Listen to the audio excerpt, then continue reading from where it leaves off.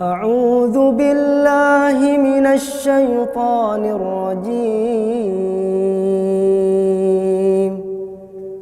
بسم الله الرحمن الرحيم.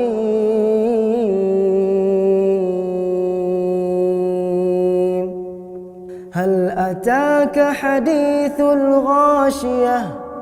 وجوه يومئذ خاشعة عاملة ناصبة تصلى نارا حامية تسقى من عين آنية ليس لهم طعام إلا من ضريع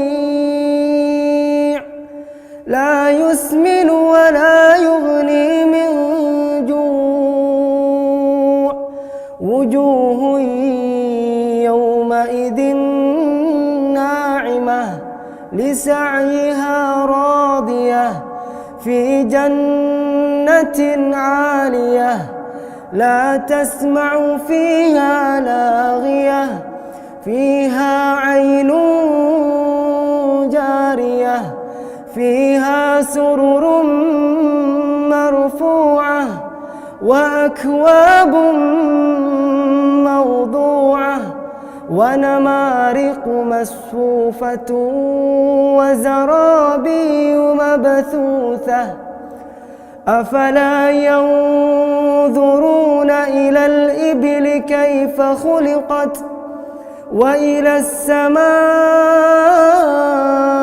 كيف رفعت وإلى الجبال كيف نصبت وإلى الأرض كيف سطحت فذكر إنما